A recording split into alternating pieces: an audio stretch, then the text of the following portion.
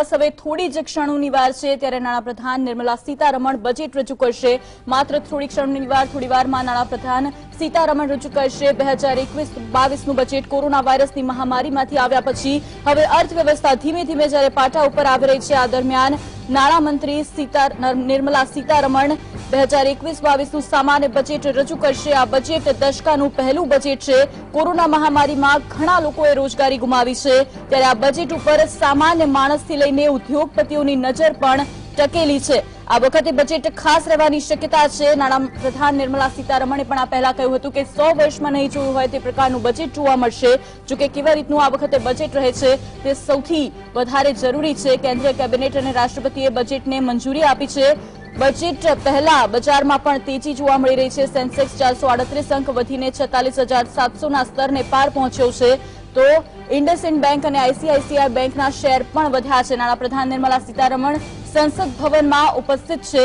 કેન્દ્રીય કેબિનેટ અને રાષ્ટ્રપતિએ બજેટને મંજૂરી આપી દીધી છે, તો બજેટમાં કઈ કઈ આશા અપેક્ષાઓ રહેલી છે તેની ઉપર એક વખત નજર કરી લઈએ। આયાતમાં ઘટાડો કરવાનો અને મેન્યુફેક્ચરિંગ ક્ષેત્રને પ્રોત્સાહન આપવાની આશાઓ રહેલી છે, તો સ્થાનિક મેન્યુફેક્ચર્સને વધારીને સબસિડી આપવામાં આવે તેવી પણ શક્યતાઓ આ બજેટમાં રહેલી છે। સાથે સાથે સરકાર આયાતને મોંઘી કરી શકે છે, એટલે કે ઘણી બધી આયાત થતી ચીજવસ્તુઓ ઉપર ટેક્સ પણ વધારવામાં આવી શકે છે। ખાસ કરીને આ વખતે ખેડૂતો, સામાન્ય વ્યક્તિ અને ફાર્મા સેક્ટર ઉપર સૌની નજર રહેશે। કેવી રીતે બજેટને ફાર્મા સેક્ટરમાં પણ ફાળવવામાં આવે છે તે તમામ મુદ્દાઓ રહેશે, જેની ઉપર તમામની નજર રહેશે। હાલ નાણાપ્રધાન નિર્મલા સીતારમણ સંસદ ભવનમાં ઉપસ્થિત છે। કેન્દ્રીય કેબિનેટ અને રાષ્ટ્રપતિએ બજેટને મંજૂરી આપી દીધી છે।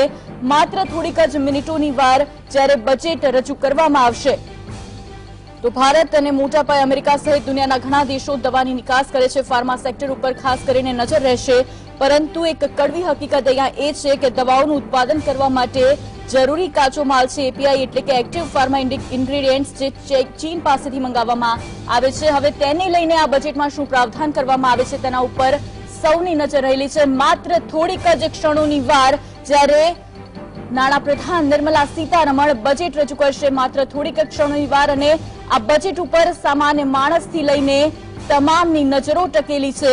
સામાન્ય વ્યક્તિ માટે આ વખતે બજેટમાં શું રાહત આપવામાં આવે છે તેના ઉપર સૌની નજર છે। મધ્યમ વ્યક્તિઓ માટે શું પ્રાવધાન કરવામાં આવશે તેના ઉપર સૌની નજર છે। શું આ વખતે બજેટમાં કોરોના સેસ છે તે લગાવવામાં આવે છે કેમ તેના ઉપર પણ સૌની નજર રહેલી છે। ઇન્કમટેક્સ અંગે પણ સૌની નજર રહેલી છે, તેને લઈને શું પ્રાવધાન કરવામાં આવે છે। ગત વખતે રાહત આપવામાં આવી હતી, પરંતુ દેખીતી રાહત હોય તે પ્રકારના અનેક વાતો સામે આવી હતી, પરંતુ હવે આ બજેટમાં શું પ્રાવધાન કરવામાં આવે છે તેના ઉપર સૌની નજર રહેલી છે। બજેટ પહેલા બજારમાં તેજી જોવા મળી રહી છે। સેન્સેક્સ 438 અંક વધીને 46,800ના સ્તરે પહોંચ્યો છે। ઇન્ડસઇન્ડ બેંક સાથે આઈસીઆઈસી બેંકના શેરના ભાવ વધ્યા છે। માત્ર થોડીક જ ક્ષણો હવે બજેટને અને સૌની નજર ટકેલી।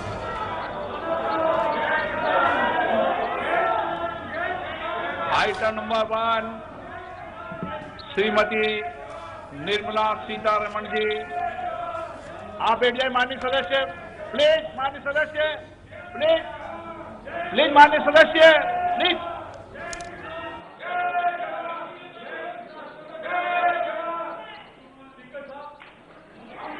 धन्यवाद जी। ऑनरेबल आपको बोलने का मौका दूंगा बजट के बाद। माननीय वित्त मंत्री जी। Honourable speaker, I present the budget for the year 2021-2022. As introduction, Honorable Speaker, the preparation of this budget was undertaken in circumstances like never before.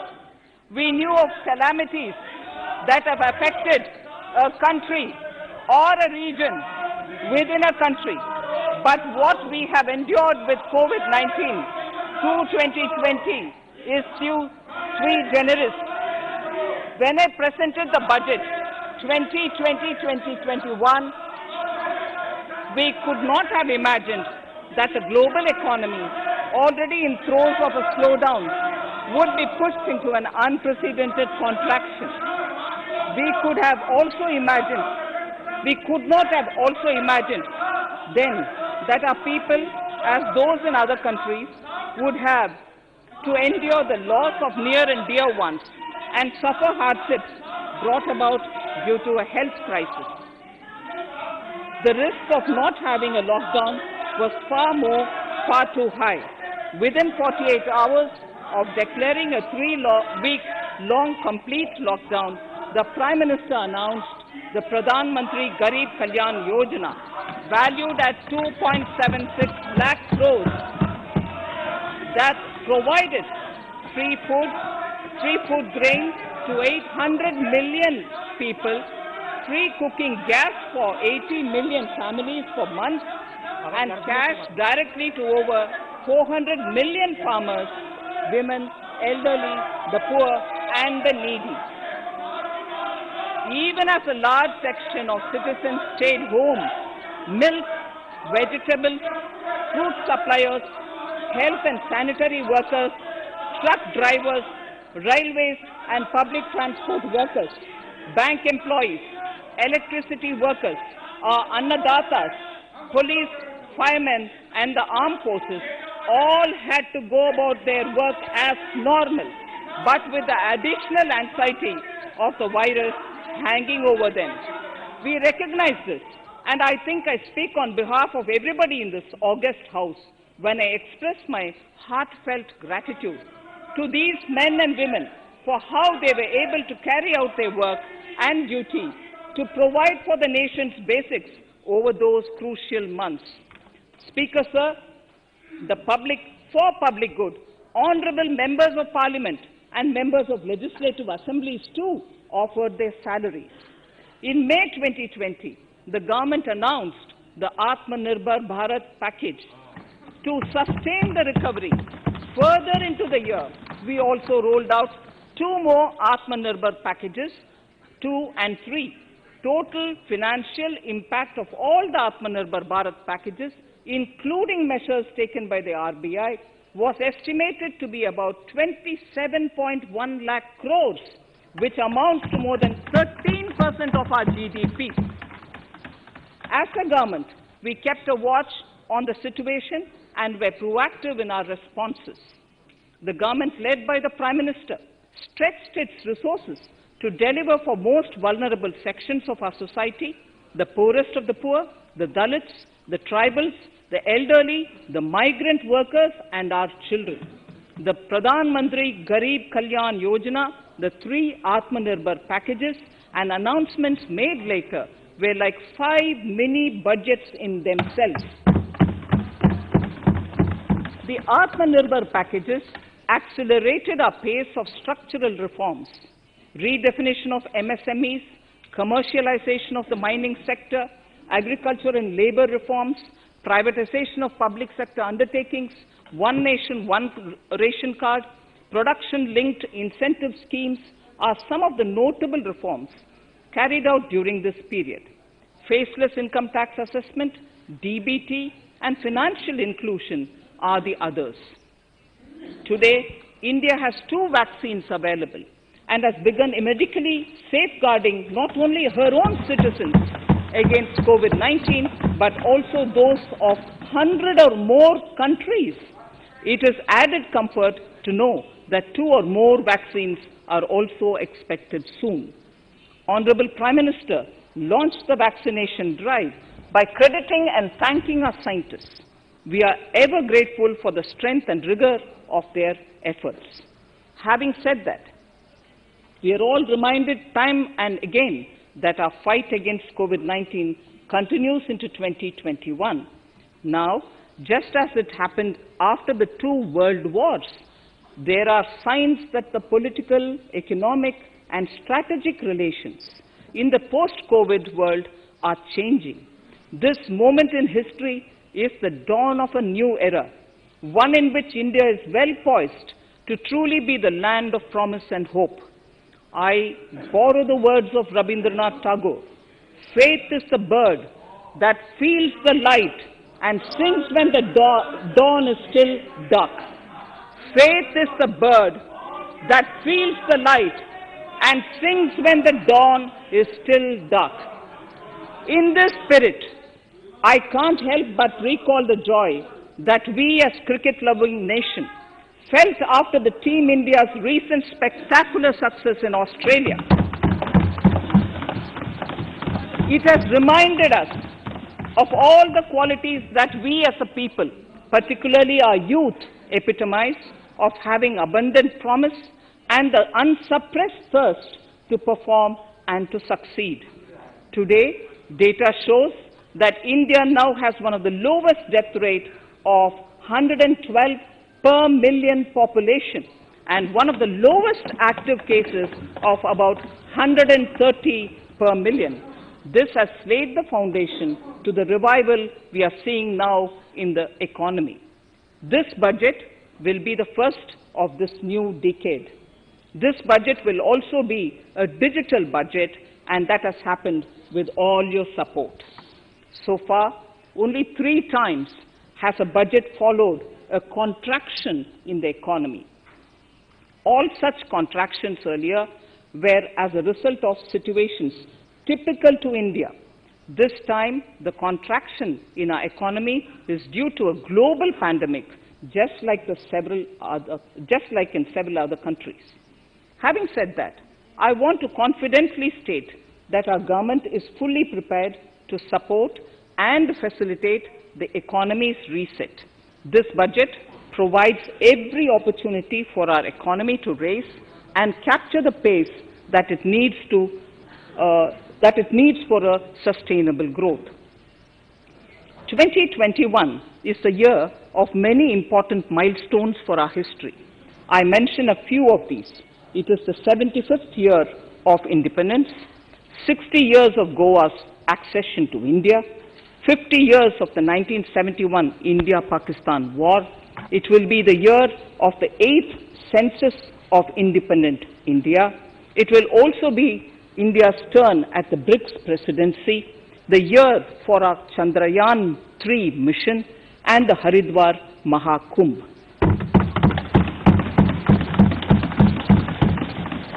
Honorable Speaker, before I commence Part A of the budget, I want to take a moment to acknowledge how isolating and distancing seemed like insurmountable challenges for a country like ours that has people coming together in times of crisis. It hurts us in many ways. It hurt us in many ways. I bow my head in respect to every citizen for the endurance shown in facing what was an undeniably a tough year for all our physical and mental well-being. Part A. In Part A, I wish to lay a vision for Atmanirbhar Bharat. Atmanirbhar Bharat or Atmanirbharta is not a new idea. Ancient India was largely self-reliant and equally a business epicenter of the world. Atmanirbhar Bharat is an expression of the 130 crore Indians who have full confidence in their capabilities and skills. We are already part of international groupings such as the G20 and the BRICS, the Coalition for Disaster Resilient Infrastructure, and the International Solar Alliance are realities today due to India's efforts. The proposals in Part A will further strengthen the sankalp of nation first, doubling farmers' income, strong infrastructure, healthy India, good governance, opportunities for youth, education for all, women empowerment, and inclusive development, among others. Additionally, also on the path to fast implementation are the 13 promises we had made in the budget of 2015-16, which were to materialize during the Amrit Mahotsav of 2022 on the 75th year of our independence. They too resonate with the vision of Atmanirbharta. The budget proposals for 21-22 rest on 6 pillars: health and well-being, physical and financial capital and infrastructure, inclusive development for aspirational India, reinvigorating human capital, innovation and R&D, and as 6th, minimum government and maximum governance. I now move to talking about the first pillar, health and well-being. Even at the outset, I would like to say that the investment on health infrastructure in this budget has increased substantially. Progressively, as institutions absorb more, we shall commit more. Taking a holistic approach to health, we focus on strengthening three areas: preventive, curative, and well-being. Health systems. A new centrally sponsored scheme, PM Atmanirbhar Swasth Bharat Yojana, will be launched with an outlay of about 64,180 crores over 6 years. This will develop capacities of primary, secondary, and tertiary care health systems, strengthen existing national institutions, and create new institutions to cater to detection and cure of new and emerging diseases. This will be in addition to the National Health Mission. The main interventions under the scheme are support for over 17,000 rural and 11,000 urban health and wellness centers, setting up integrated public health labs in all districts, and 3,382 block public health units in 11 states, establishing critical care hospital blocks in 602 districts and 12 central institutions, strengthening of National Center for Disease Control, its 5 regional branches and 20 metropolitan health surveillance units, expansion of the integrated health information portal to all states and UTs to connect all public health labs, operationalization of 17 new public health units, and strengthening of 33 existing public health units at points of entry, that is, at 32 airports, 11 seaports, and 7 land crossings, setting up of 15 health emergency operations centers and 2 mobile hospitals, and setting up of a National Institution for One Health, a regional research platform for WHO, World Health Organization, Southeast Asia Region Office, 9 biosafety level 3 laboratories, and 4 regional national institutes for virology. Nutrition. To strengthen nutritional content, delivery, outreach, and outcome, we will merge the supplementary nutrition program and the Poshan Abhiyan and launch the Mission Poshan 2.0. We shall adopt an intensified strategy to improve nutritional outcomes across 112 aspirational districts. Universal coverage of water supply. The World Health Organization has repeatedly stressed the importance of clean water, sanitation, and clean environment as a prerequisite to achieving universal health. The Jal Jeevan Mission Urban will be launched. It aims at universal water supply in all 4,378 urban local bodies with 2.86 crores household tap connections, as well as liquid waste management in 500 Amrit cities. It will be implemented over 5 years with an outlay of 2,87,000 crores.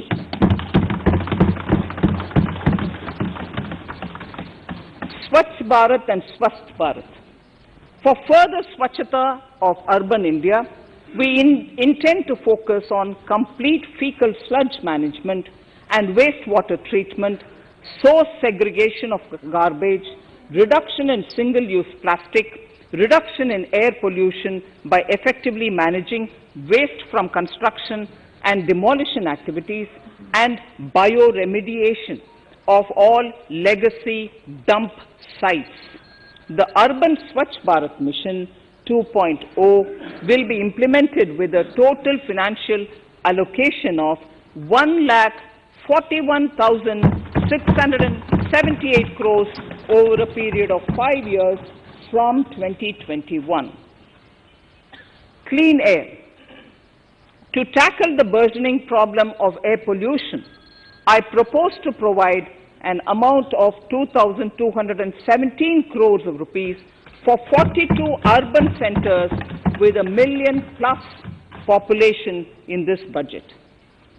Scrapping policy.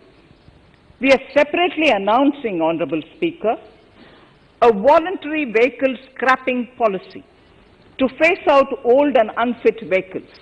This will help in encouraging fuel-efficient, environment-friendly vehicles, thereby reducing vehicular pollution and oil import bills. Vehicles would undergo fitness tests in automated fitness centers after 20 years in case of personal vehicles and after 15 years in case of commercial vehicles. Details of the scheme will be separately shared by the ministry. Vaccines. The pneumococcal vaccine, a made-in-India product, is presently limited to only 5 states. It will be rolled out across the country. This will avert more than 50,000 child deaths annually. Honorable Speaker, I have provided 35,000 crores of rupees for COVID-19 vaccines in this year 21-22. I am committed to provide further funds if required. So the budget outlay for health and well-being is 2,23,846 crores in this BE 21-22 as against the BE of only 94,452 crores, and it marks an increase of 137%. The details of the same are at Annexure 1 of the speech.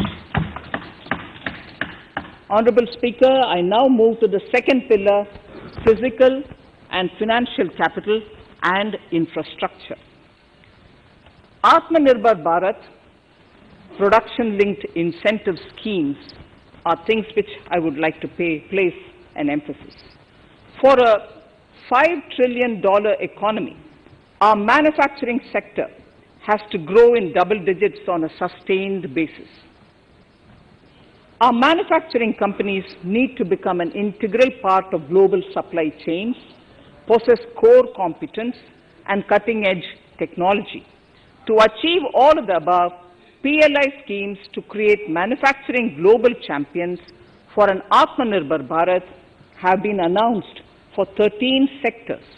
For this, the government has committed nearly 1.97 lakh crores over 5 years starting this financial year. This initiative will help bring scale and size in key sectors, create and nurture global champions, and provide jobs to our youth. Textiles. To enable the textile industry to become globally competitive, attract large investments, and boost employment generation, a scheme of Mega Investment Textiles Park will be launched in addition to the PLI schemes.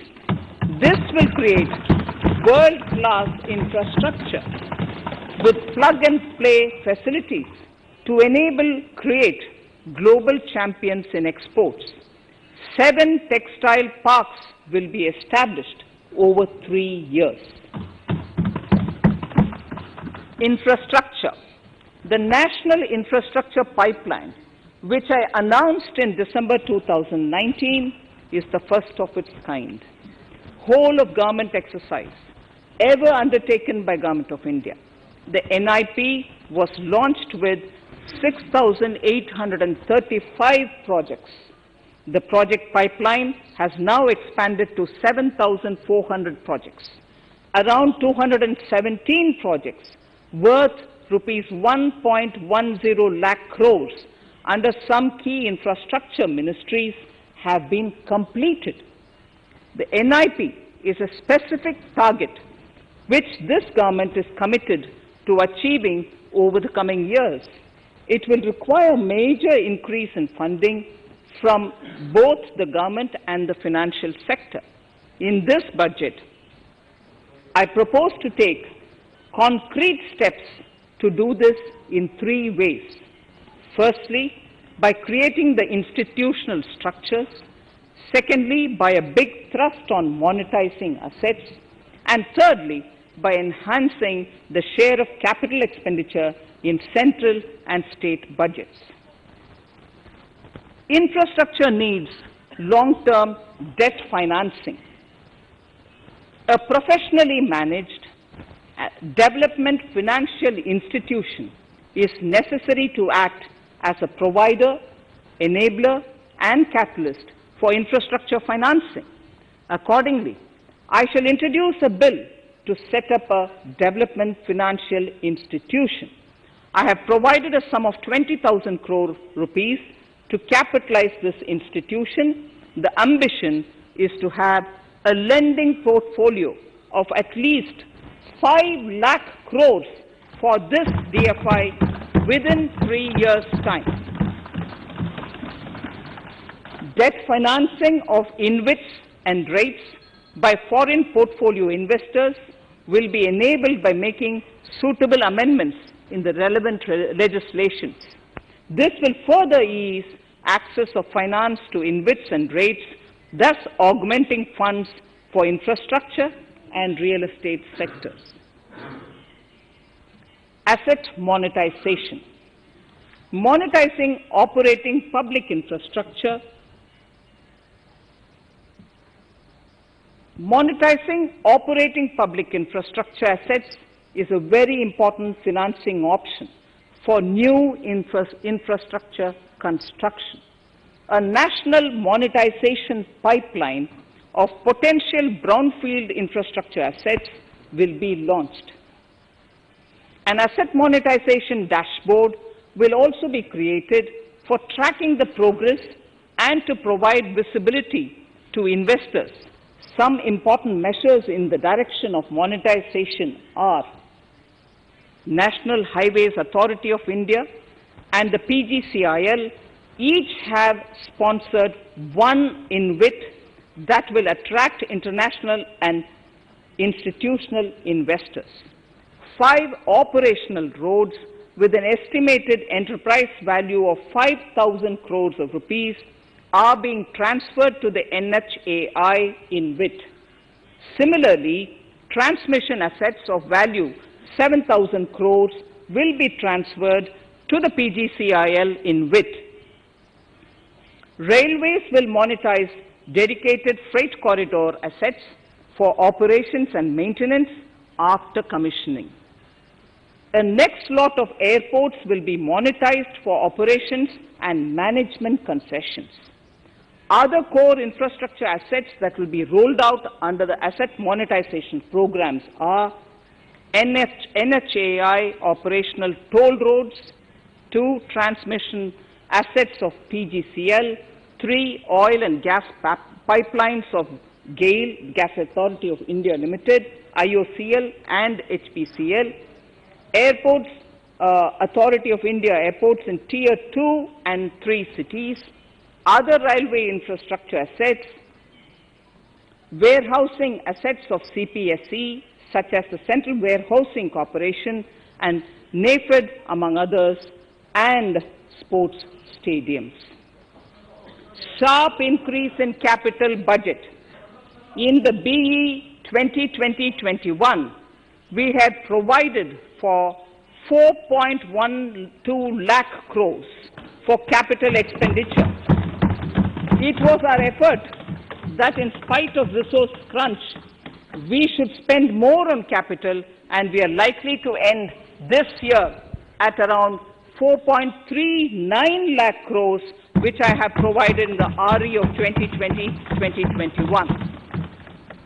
For 21-22, I propose a sharp increase in capital expenditure and thus have provided 5.54 lakh crores, which is 34.5% more than the BE of 2020-2021.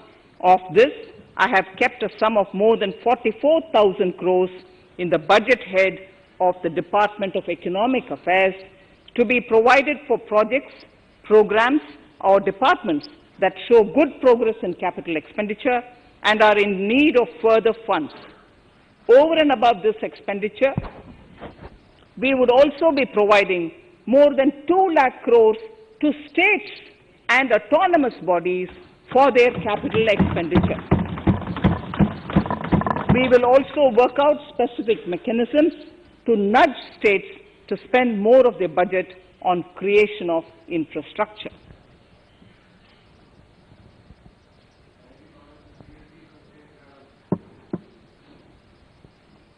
Roads and highways infrastructure. More than 13,000 kilometer length of roads at a cost of 3.3 lakh crores has already been awarded under the 5.35 lakh crores Bharatmala Pariyojana project, of which 3,800 kilometers have been constructed. By March 2022, we would be awarding another 8,500 kilometers and complete an additional 11,000 kilometers of national highway corridors. To further augment road infrastructure, more economic corridors are also being planned. Some are 3,500 kilometers of national highway works in the state of Tamil Nadu at an investment of 1.03 lakh crores. These include Madurai-Kollam corridor, Chittoor-Tachur corridor, and construction will start next year. Second, 1,100 kilometers of national highway works in the state of Kerala at an investment of 65,000 crores, including 600 kilometer section of Mumbai-Kanyakumari corridor in Kerala. Third, 675 kilometers of highway works in the state of West Bengal at a cost of 25,000 crores, including upgradation of existing road Kolkata-Siliguri.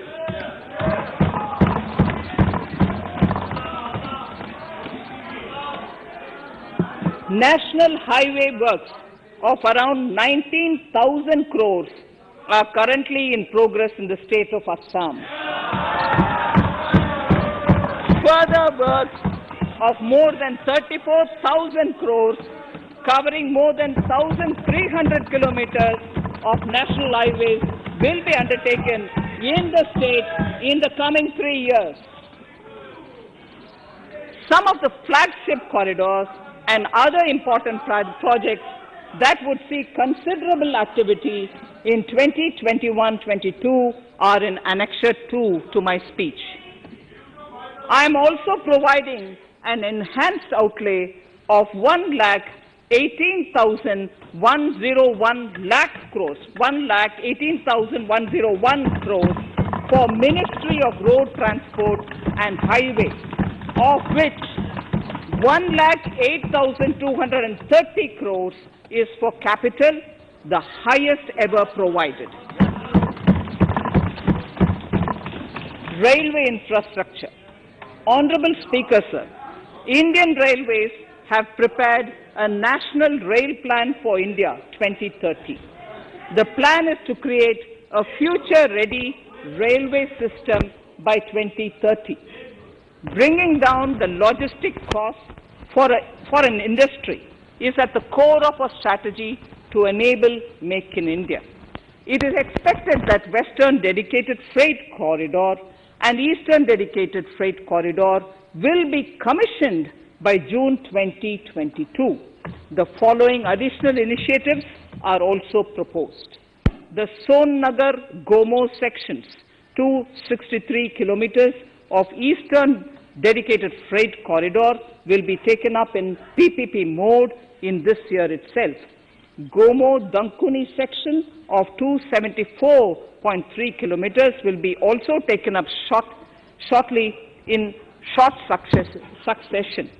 We will undertake future dedicated freight corridor projects, namely East Coast Corridor from Kharagpur to Vijayawada, East-West Corridor from Bhusaval to Kharagpur to Dankuni, and North-South Corridor from Itarsi to Vijayawada.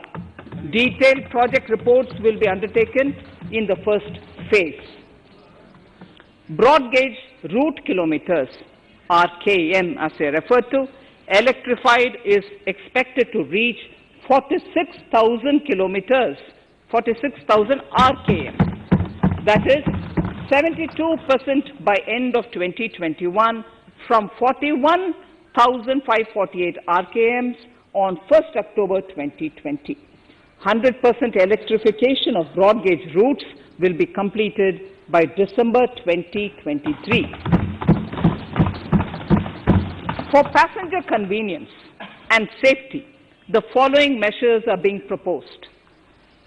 We will introduce the aesthetically designed Vista Dome LHB coach on tourist routes to give better travel experience to passengers. The safety measures undertaken in the past few years have borne results. To further strengthen this effort, high-density network and highly utilized network routes of Indian Railways will be provided with an indigenously developed automatic train protection system that eliminates train collision due to human error. I am providing a record sum of 1,10,055 crores for railways, of which 1,07,100 crores is for capital expenditure only. Urban infrastructure. We will work towards raising the share of public transport in urban areas through expansion of metro rail networks and augmentation of city bus services. A new scheme will be launched at a cost of 18,000 crores to support augmentation of public bus transport services. The scheme will facilitate deployment of innovative PPP models to enable private sector players to finance, to acquire, to operate, and to maintain over 20,000 buses. The scheme will boost the automobile sector, provide fillip to economic growth, create employment opportunities for our youth, and enhance ease of mobility for urban residents. A total of 702 kilometers of conventional metro is operational, and another 1,016 kilometers of metro and RRTS is under construction in 27 cities. Two new technologies, that is Metro Light and Metro Neo, will be deployed to provide metro rail systems at much lesser cost with same experience, convenience and safety in Tier 2 cities and peripheral areas of Tier 1 cities also. Central counterpart funding will be provided to Kochi Metro Railway Phase 2 of 11.5 kilometer at a cost of 1,957.05 crores. Chennai Metro Railway Phase 2 of 118.9 kilometers at a cost of 63,246 crores.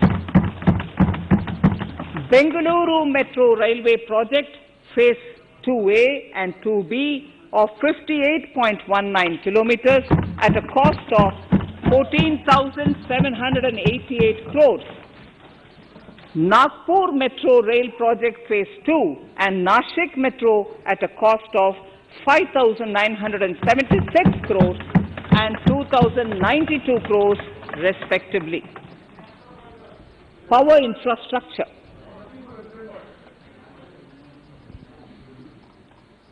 The past 6 years have seen a number of reforms and achievements in power sector.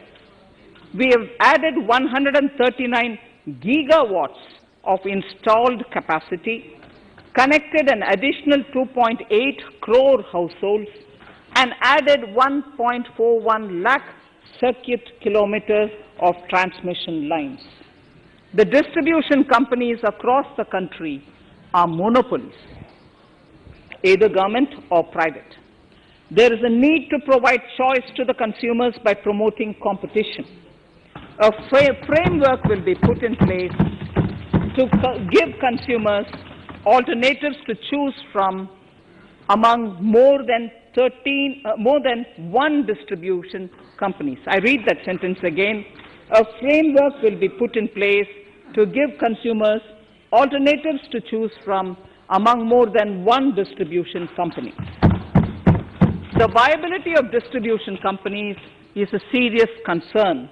A revamped, reforms-based, result-linked power distribution sector scheme will be launched with an outlay of 3,05,984 crores over 5 years.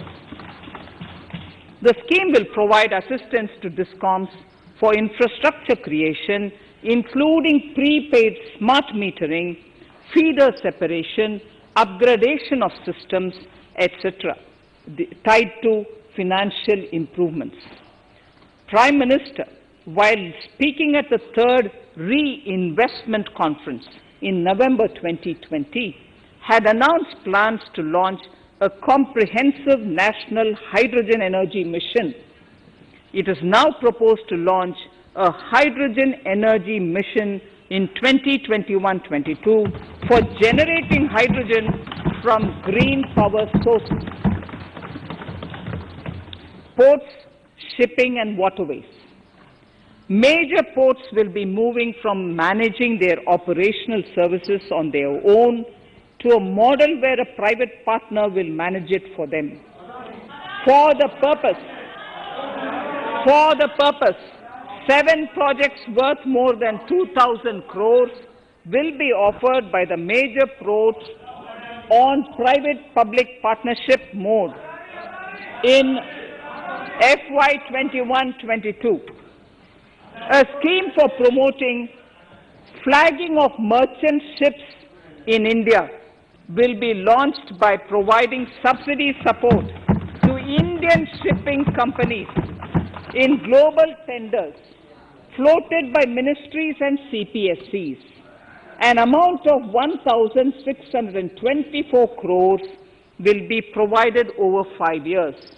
This initiative will enable greater training and employment opportunities for Indian seafarers, besides enhancing Indian companies' share in global shipping.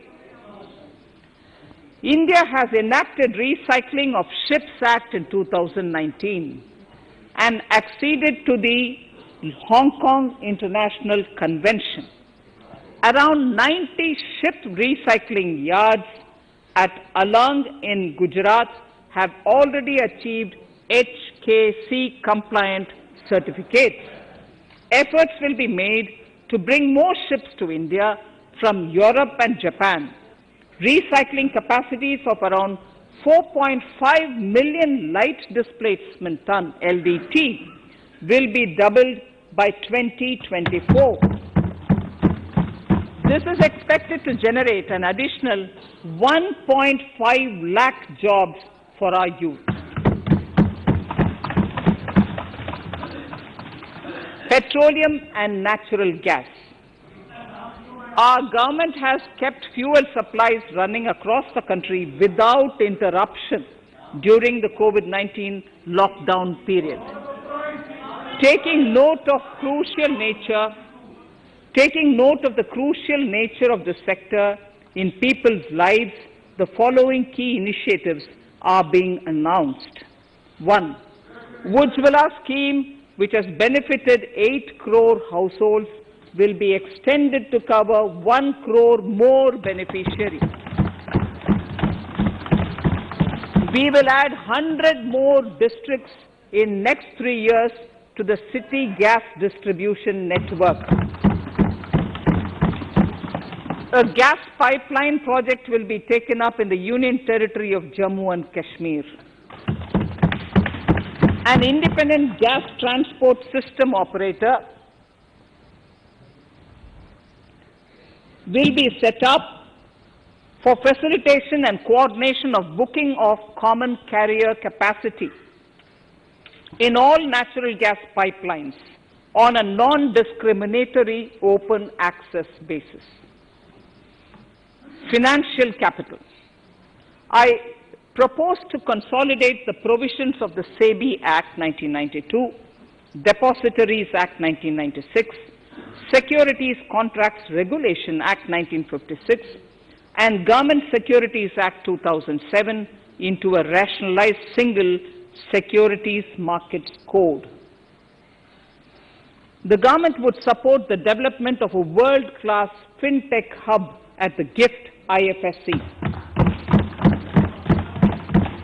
To instill confidence amongst the participants in corporate bond market during times of stress and to generally enhance secondary તો budget રજૂ થઈ રહ્યું છે અને ત્યારે જ મહત્વપૂર્ણ સમાચાર સેન્સેક્સે 47,000 ની સપાટી વટાવી છે સેન્સેક્સે 47,000 ની સપાટી વટાવી શેર બજારમાં જોરદાર તેજી બજેટ દરમિયાન જોવા મળી રહી છે આ પહેલા 817 અંક વધીને 47,103 ના સ્તરે આ બજેટ પહોંચ્યું છે સેન્સેક્સમાં 780 પોઈન્ટનો ઉછાળો જોવા મળી રહ્યો છે તો ઇન્ડસઇન્ડ બેંક અને આઈસીઆઈસીઆઈ બેંકના શેરોમાં પણ ઉછાળો જોવા મળી રહ્યો છે 47,000 ની સપાટી વટાવી છે સેન્સેક્સે બજેટ રજૂ કરી રહ્યા છે નાણામંત્રી નિર્મલા સીતારમણ અને ત્યારે જ શેર બજારમાં હાલ તેજી જોવા મળી રહી છે સવારે 11:32 સેન્સેક્સ 817 અંક વધીને 47,103 ઉપર કારોબાર કરી રહ્યો છે જ્યારે નિફ્ટી 193 અંક વધીને 13,827 ઉપર કારોબાર કરી રહ્યો છે સેન્સેક્સ ઉપર IndusInd bank ICICI bank I propose to introduce an investor charter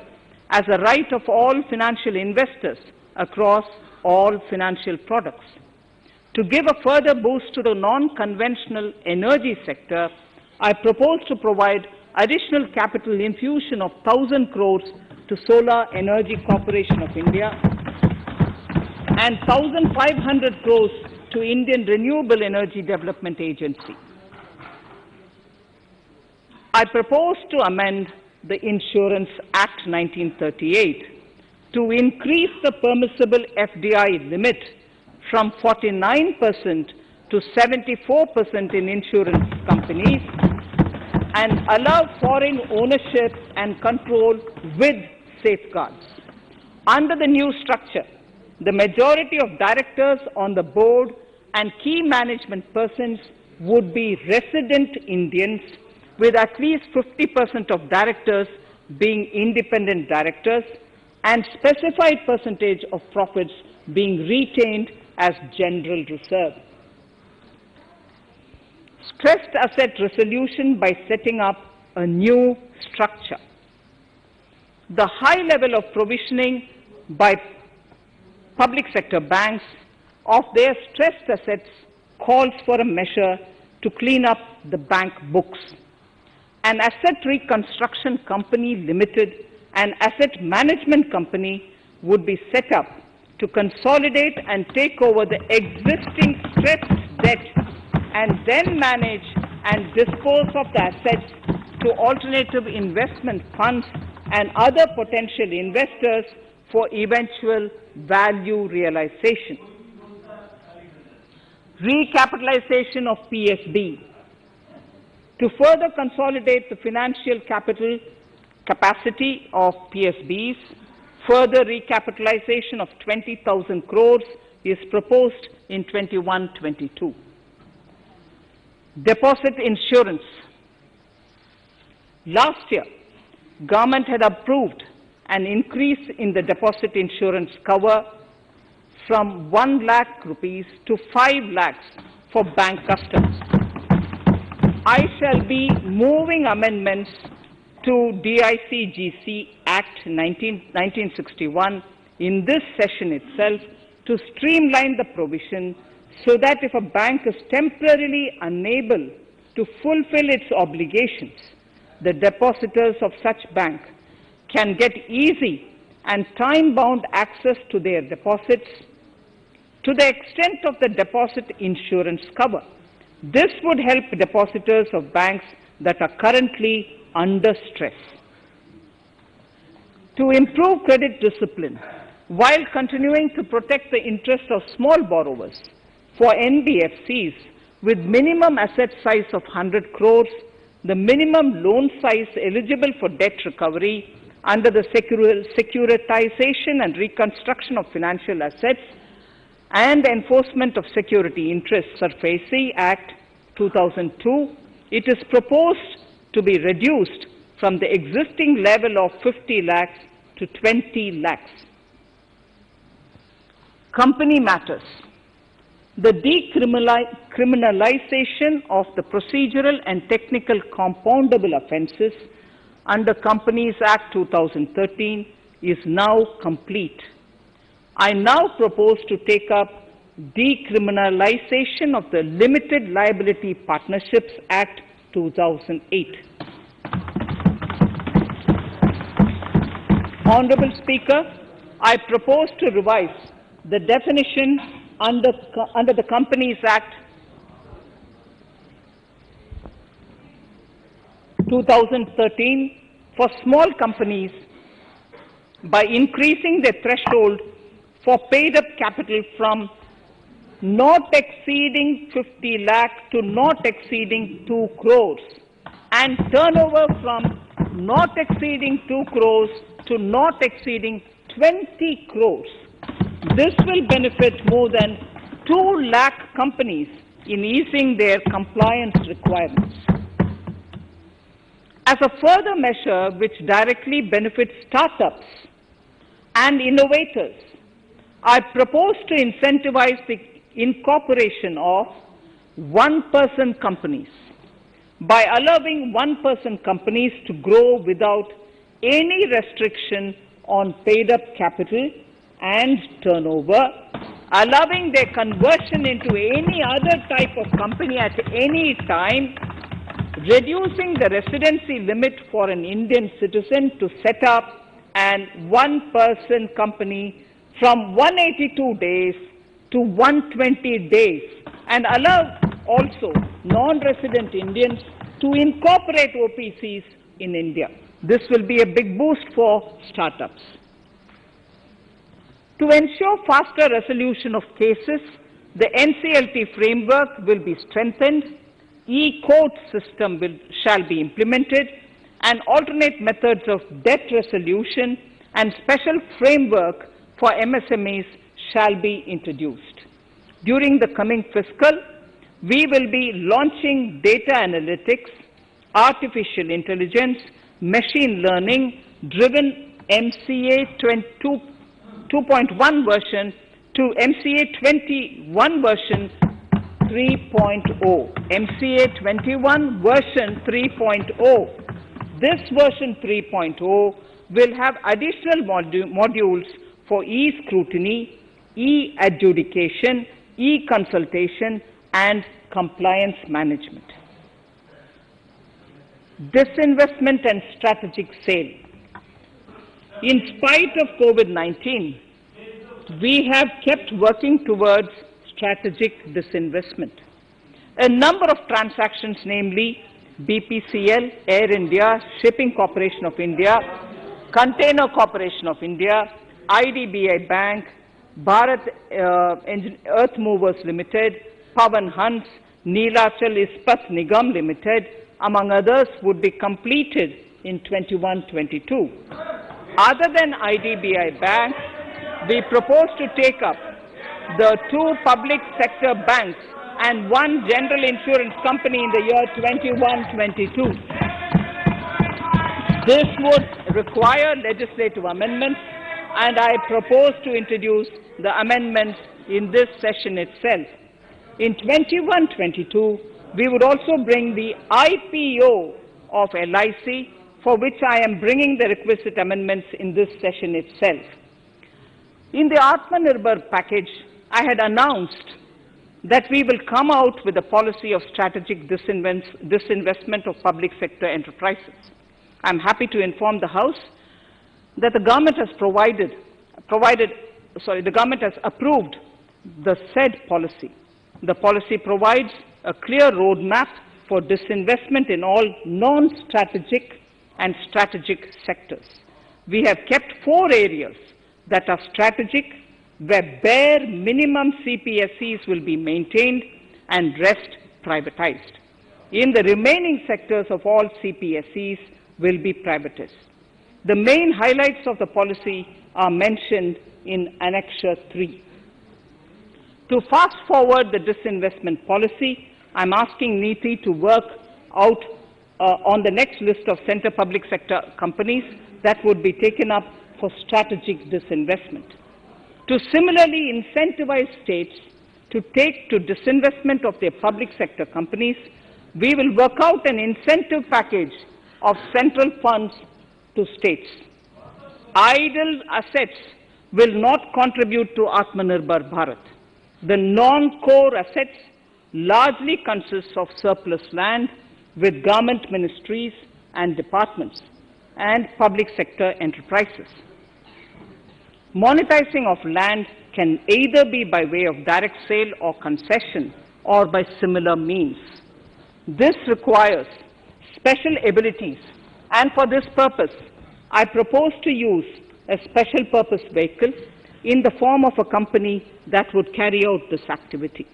In order to ensure timely completion of closure of sick or loss-making CPSEs, we will introduce a revised mechanism that will ensure timely closure of such units.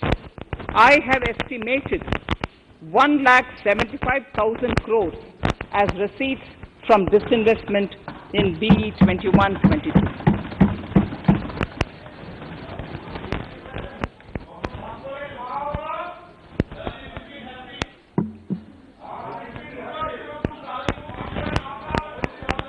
Government financial reforms.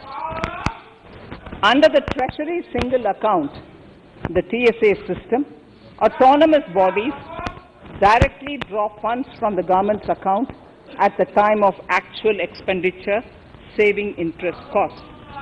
We will extend the TSA system for universal application from 21-22. On the recommendation of the 15th Finance Commission, we have undertaken a detailed exercise to rationalize and bring down the number of centrally sponsored schemes. This will enable consolidation of outlays for better impact. The government is committed to the development of multi-state cooperatives and will provide all support to them. To further streamline the ease of doing business for cooperatives, I propose to set up a separate administrative structure for them. So the third pillar of Atmanirbhar Bharat, inclusive development for aspirational India. Honorable Speaker, sir, under this pillar, I will cover agriculture and allied sectors, farmers' welfare and rural India, migrant workers and labour, and financial inclusion. Agriculture. Our government is committed to the welfare of farmers. The MSP regime has undergone a sea change to assure price that is at least 1.5 times the cost of production across all commodities.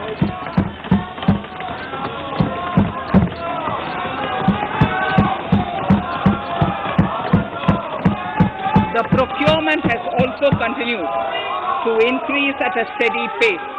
This has resulted in increase in payment to farmers substantially. In case of wheat, a total amount paid to farmers in 2013-14. Honorable Speaker, sir, the data that I give now is important for all honorable members to kindly hear. In case of wheat, the total amount paid to farmers in 2013-14 was 33,874 crores. In 2019-20, it was 62,802 crores. And even better, Honorable Speaker, in 2020-2021, this amount paid to farmers was 75,060 crores.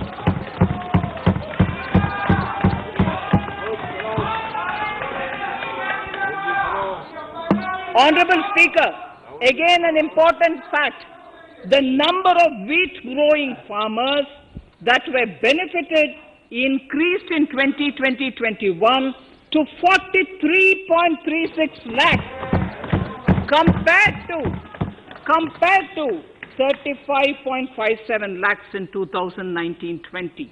That much of an increase within 1 year. For paddy, again an important data. For paddy, the amount paid in 2013-14 was 63,928 crores. In 2019-20, this increased to 1,41,930 crores. Even better, in 2020-2021, this is further, in 2020-21, this is further estimated, and I'm saying this is further estimated because the procurement is ongoing, and therefore I can't give you the final figure. This is further estimated to increase to 1,72,752 crores.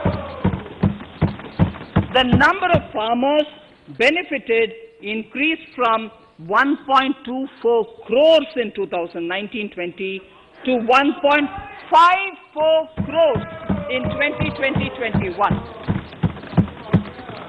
In the same way, Honorable Speaker, sir, in the case of pulses, the amount paid in 2013-14 was 236 crores. In 2019-20, this was increased to 8,285 crores. Now in 2021, it is at 10,530 crores.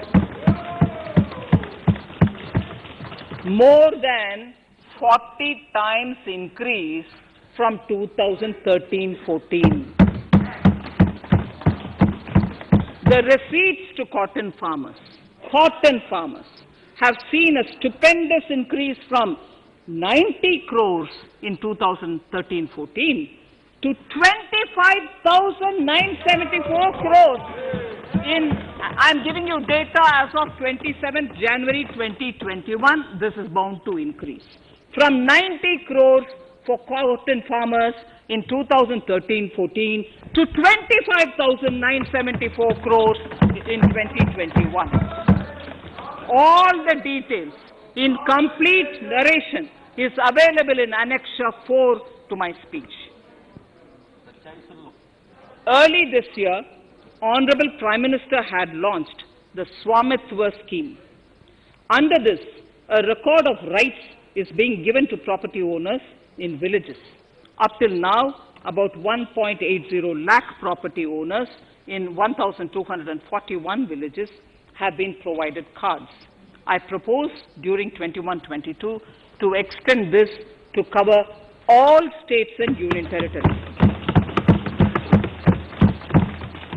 To provide adequate credit to our farmers, I have enhanced the agricultural credit target to 16.5 lakh crores in this year.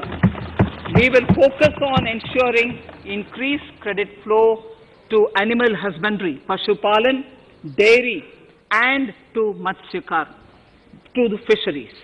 We are enhancing the allocation to the Rural Infrastructure Development Fund from 30,000 crores to 40,000 crores. The Micro Irrigation Fund, with a corpus of 5,000 crores, has been created under NABARD.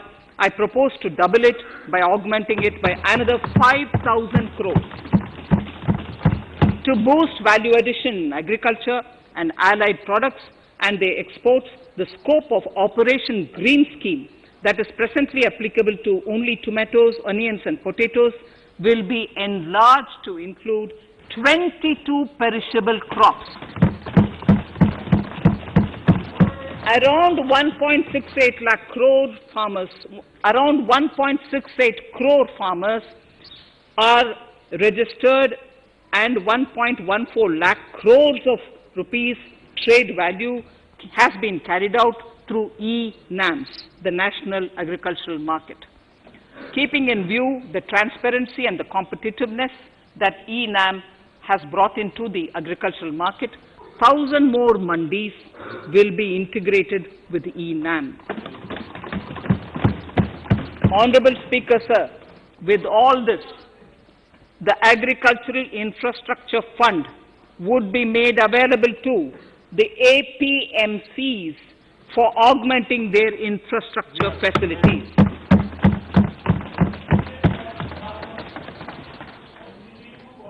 Fisheries. I am proposing substantial investments in the development of modern fishing harbors and fish landing centers. To start with, 5 major fishing harbors, Kochi, Chennai, Visakhapatnam, Paradip and Petua Ghat, will be developed as hubs for economic activity. We will also develop inland fishing harbors and fish landing centers along the banks of rivers and waterways. Seaweed farming is an emerging sector with potential to transform the lives of coastal communities. It will provide large-scale employment and additional incomes. To promote seaweed farming and cultivation, I propose a multi-purpose seaweed park to be established in Tamil Nadu. Migrant workers and laborers. We have launched the One Nation, One Ration Card scheme through which beneficiaries can claim their rations anywhere in the country. Migrant workers in particular benefit from the scheme. Those staying away from their families can partially claim their ration where they are stationed, while their family in their native places can claim the rest. I am happy to inform you that One Nation, One Ration Card plan is under implementation by 32 states. તો મહત્વપૂર્ણ સમાચાર સેન્સેક્સમાં 928 point ઉછાળો આવ્યો છે જે રીતે જાહેરાત કરવામાં આવી હતી એક તરફ જેમ જેમ જાહેરાતો થઈ રહી છે તેમ તેમ શેર બજારની અંદર જે અપડાઉન આવી રહ્યા છે સેન્સેક્સમાં 928 પોઈન્ટનો ઉછાળો સવારથી જ માર્કેટમાં જે રીતે રિકવરી જોવા મળી ને માર્કેટ જે રીતે ઊંચું જોવા મળી રહ્યું છે અપડાઉન પટ્ટાની અંદર જોઈ રહ્યા છે 928 પોઈન્ટનો ઉછાળો આવ્યો છે. Migrant workers in particular, I propose to launch a portal that will collect relevant information on gig workers, building and construction workers, among others. This will help formulate health, housing, skill, insurance credit, and food schemes for all migrant workers. We will conclude a process that began 20 years ago with the implementation of the 4 labor codes. For the first time globally, social security benefits will be extended to gig and platform workers.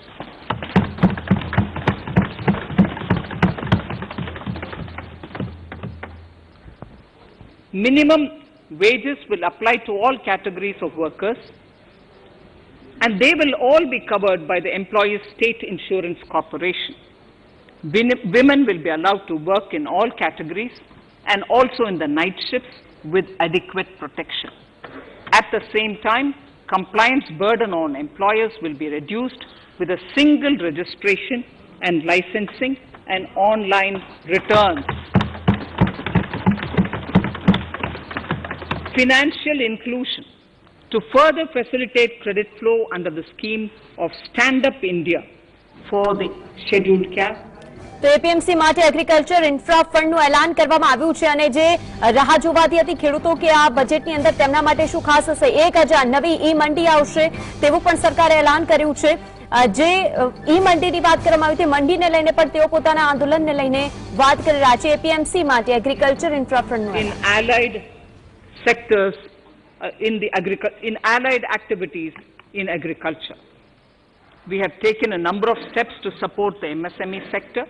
In this budget, I have provided 15,700 crores to this sector, more than double of the last year's B. Honorable Speaker, sir, I now go to the fourth pillar, reinvigorating human capital. The national education policy announced recently has had good reception. In school education, more than 15,000 schools will be qualitatively strengthened to include all components of the national education policy.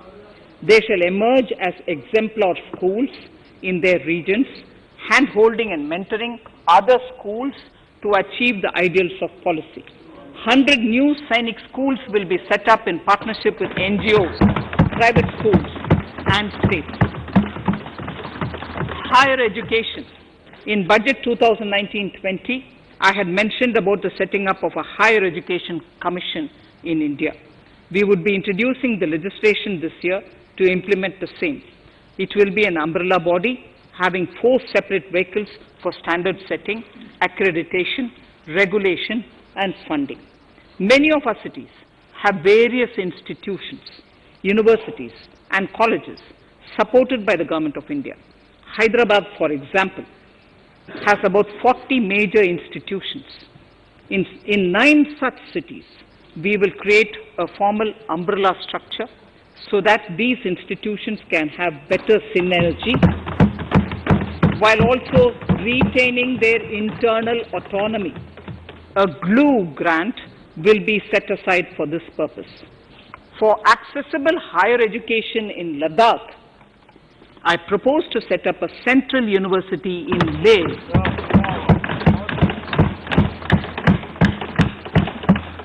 The other important projects to be taken up as a part of the NEP are listed in Annexure 5. Scheduled caste and scheduled tribes welfare. We have set ourselves a target of establishing 750 Eklavya model residential schools in our tribal areas. I propose to increase the unit cost of each such school from 20 crores, which is what it is now, to 38 crores. 100 નવા સૈનિક school ખુલશે તે પણ જાહેરાત કરવામાં આવી છે. જે એજ્યુકેશન સેક્ટર પર આ વખતે ઘણું બધું મદાર હતો. 100 નવા We have સૈનિક revamped the સ્કૂલની post-matric જાહેરાત. scholarship scheme for the welfare of scheduled caste students. I have also enhanced the central assistance in this regard. We are allotting 35,219 crores for 6 years till 25-26 to benefit 4 crores scheduled caste students. Skilling. In 2016, we had launched the National Apprenticeship Promotion Scheme. The government proposes to amend the Apprenticeship Act with a view to further enhancing apprenticeship opportunities for our youth. We will realign the existing scheme of National Apprenticeship Training Scheme for providing post-education apprenticeship training of graduates and diploma holders in engineering. Over 3,000 crores will be provided for this purpose. An initiative is underway, Honorable Speaker, in partnership with the United Arab Emirates to benchmark skill qualifications, assessment and certification, accompanied by the deployment of certified workforce. We also have a collaborative inter-training program between India and Japan to facilitate transfer of Japanese industrial and vocational skills, techniques and knowledge. We will take forward this initiative with many more countries also.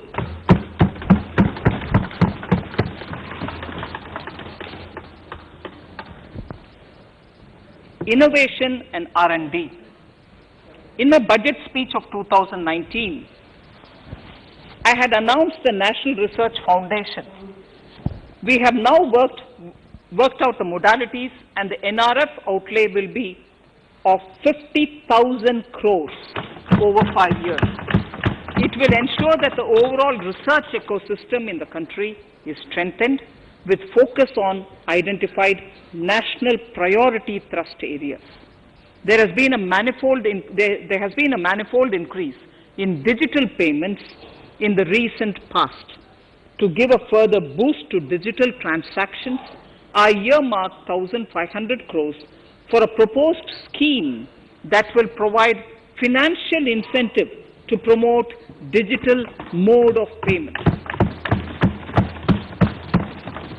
We will undertake a new initiative, National Language Translation Mission. This will enable the wealth of governance and policy-related knowledge on the Internet being made available in major Indian languages.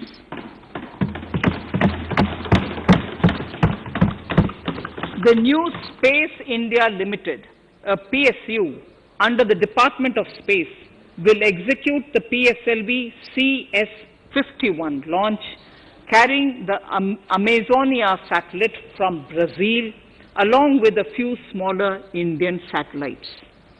As part of the Gaganyaan mission activities, 4 Indian astronauts are being trained on generic spaceflight aspects in Russia.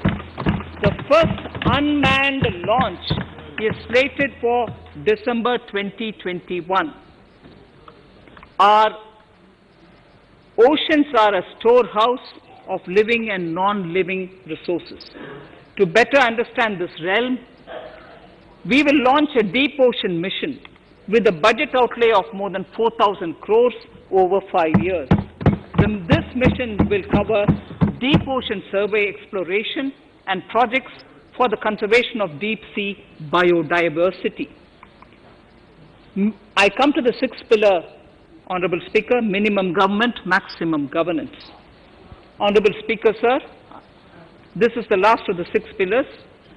This will outline plans for reforms in one of our core principles of minimum government, maximum governance. We have taken a number of steps to bring reforms in tribunals in the last few years for speedy delivery of justice. Continuing with the reforms process, I now propose to take further measures to rationalize the functioning of tribunals. We have introduced the National Commission for Allied Healthcare Professionals Bill in Parliament. National Commission for Allied Healthcare Professionals Bill in the Parliament, with a view to ensure transparent and efficient regulation of 56 allied healthcare professionals.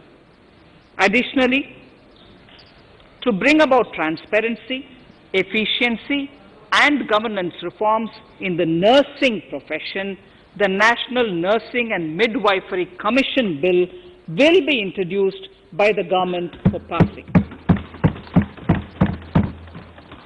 To have ease of doing business for those who deal with government or CPSEs and carry out contracts, I propose to set up a conciliation mechanism and mandate its use for quick resolution of contractual disputes. This will instill confidence in private investors and contractors. Honorable Speaker, sir, the forthcoming census could be the first digital census in the history of India.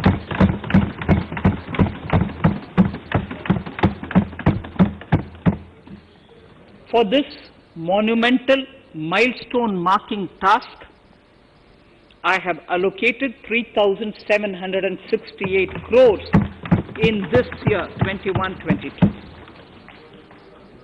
Honorable Speaker, Goa is celebrating the Diamond Jubilee year of the state's liberation from Portuguese rule. From the Government of India's side, I propose to grant 300 crores to the Government of Goa for the celebration. I propose to provide 1,000 crores for the welfare of tea workers, especially women and children in Assam and West Bengal. A special scheme will be devised for the same.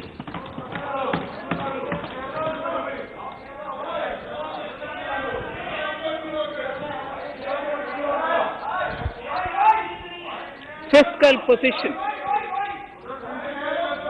Fiscal position. In these last few paragraphs, In these last few paragraphs of part A of my speech, I draw the attention of this august House to the fact that at the beginning of the current financial year, the pandemic's impact on the economy resulted in a weak revenue inflow. This was combined with high expenditure to provide essential relief to vulnerable sections of the society, especially the poor, the women, scheduled castes, and scheduled tribes. Unlike many other countries, we opted for a series of medium-sized packages during the pandemic. તો Sensex 300 point ગગડ્યું છે. એક તરફ સેન્સેક્સમાં આ વખતે અત્યારે જે થોડી ઘણી રિકવરી જોવા મળી, પાછું સેન્સેક્સ 300 પોઈન્ટ ગગડ્યું છે. આ સમાચાર જે મહત્વપૂર્ણ છે. સવારથી જ્યારે બજેટની શરૂઆત થઈ છે ત્યારે સેન્સેક્સ અને નિફ્ટીની અંદર જે ઉતાર ચઢાવ સામે આવી રહ્યા છે. સેન્સેક્સ 300 પોઈન્ટ નીચે ગયું છે, 300 પોઈન્ટ ગગડ્યું છે. જાહેરાતો પછી માર્કેટની અંદર શું સ્થિતિ છે તેની વાત થઈ રહી છે. સેન્સેક્સમાં 300 પોઈન્ટનું ગાબડું એટલે 300 પોઈન્ટ સેન્સેક્સ ગગડ્યું છે.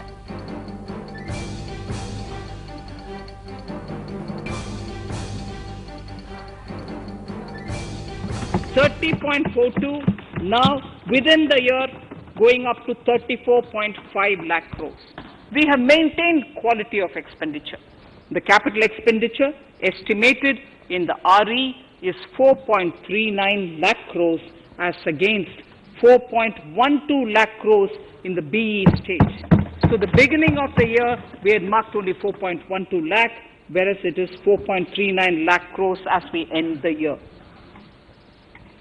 Fiscal deficit in RE 2020-2021 is pegged at 9.5% of the GDP. Fiscal deficit in RE 2020 to 2021 is pegged at 9.5% of GDP. We have funded this through government borrowings, multilateral borrowings, small saving funds, and short-term borrowings. We would need another 80,000 crores, for which we would be approaching the market in these 2 months. We would be needing another 80,000 crores, for which we would be approaching the markets in these 2 months. To ensure that the economy is given the required push, our BE estimates for expenditure in 21-22 are 34.83 lakh crores. This includes 5.54 lakh crores as capital expenditure, an increase of 34.5% over the BE figure of 2020-2021. The fiscal deficit in BE 21-22 is estimated to be 6.8% of the GDP. The gross borrowing from the market for the next year would be around 12 lakh crores. We plan to continue with our path of fiscal consolidation and intend to reach the fiscal deficit level below 4.5% of the GDP by 2025-2026, with a fairly steady decline over the period. We hope to achieve the consolidation by first increasing the buoyancy of tax revenue through improved compliance, and secondly by increased receipts from monetization of assets, including public sector enterprises and land. The contingency fund of India is being proposed to be augmented. The contingency fund of India is being proposed to be augmented from 500 crores to 30,000 crores through finance bill. In accordance with the views of the 15th Finance Commission, we are allowing a normal ceiling of net borrowing for the states at 4% of GSDP for the year 21-22. A portion of this ceiling will be earmarked to be spent on incremental capital expenditure. Additional borrowing ceiling of 0.5% of the GSDP will also be provided subject to conditions. States will be expected to reach a fiscal deficit of 3% of GSDP by 2023-24 as recommended by the 15th Finance Commission. In the July 2019-20 budget, I introduced the Statement 27 on extra budgetary resources. It disclosed the borrowings of the government agencies that went towards funding Government of India schemes and whose repayment burden was on the government. In my 2020-21 budget, I enhanced the scope and coverage of that statement by including the loans provided by government to the FCI, the Food Corporation of India. Taking a step further in this direction, I propose to discontinue the NSSF loan to FCI for food subsidy, and accordingly, budget provisions have been made in RE 2020-21 and in the BE 2021-22. The extra budgetary resource details are at Annexure 6. We know that the FRBM Act mandates fiscal deficit of 3% of GDP to be achieved by 31st March 2020-2021. The effect of this year's unforeseen and unprecedented circumstances has necessitated the submission of a deviation statement under Sections 4 of Subclause 5 and Section 7, Subclause 3b of the FRBM Act, which I am laying on the table of the House as part of the FRBM documents. Towards achieving central government fiscal deficit along the broad path that I have already indicated, I will be introducing an amendment to the FRBM Act. Honorable Speaker, on the 9th of December 2020, the 15th Finance Commission submitted its final report covering the period 2021 to 2026 to the Rashtrapati Ji. The government has laid the Commission's report along with the explanatory memorandum in the Parliament, retaining the vertical shares of the states at 41%.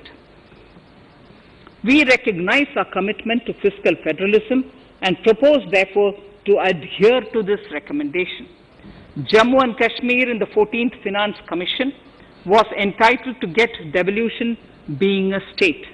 Now the funds of the UTs of Jammu Kashmir and Ladakh would be provided by the centre. I have also provided on the Commission's recommendation 1,18,452 crores as revenue deficit grant to 17 states in 21-22 as against 74,340 crores to 14 states in 2020-21. Honorable Speaker, I would now move to Part B of my speech.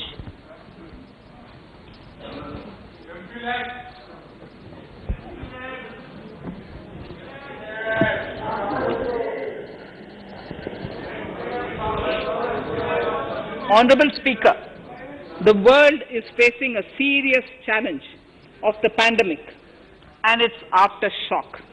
In these trying times, when many economies are struggling to revive, our people and our industry have exhibited remarkable resilience. As I mentioned already, post-pandemic, a new world order seems to be emerging, one in which Asia is poised to occupy a prominent position, and India will have a leading role therein. In this scenario, our tax system has to be transparent, efficient, and should promote investments and employment in our country. At the same time, it should put minimum burden on our taxpayers. I borrow the words of Thiruvalluvar, the saint. Yetralum, Eatalum, Kathalum, Katha Vaguthalum, Nalla Valladarasu. A king or a ruler is the one who creates and acquires wealth, protects and distributes it for common good. Tirukkural. Direct tax proposals.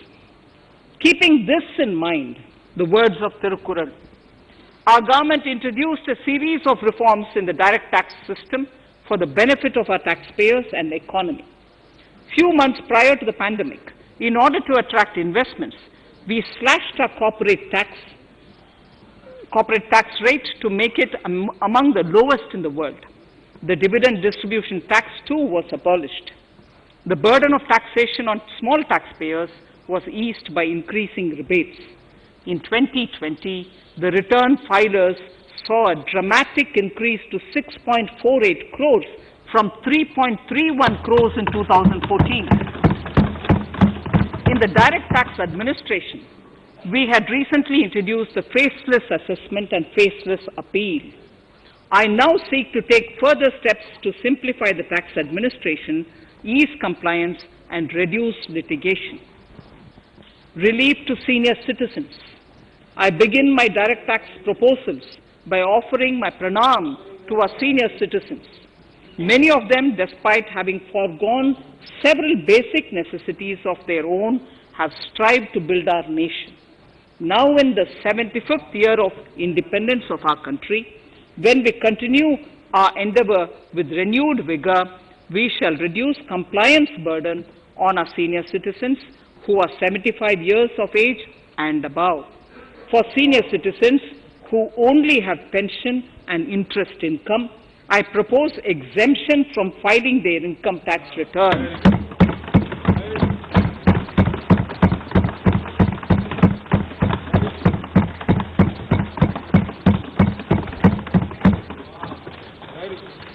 The paying bank will deduct the necessary tax on their income. Reduction in time for income tax proceedings. This is a very key announcement, if you ask me.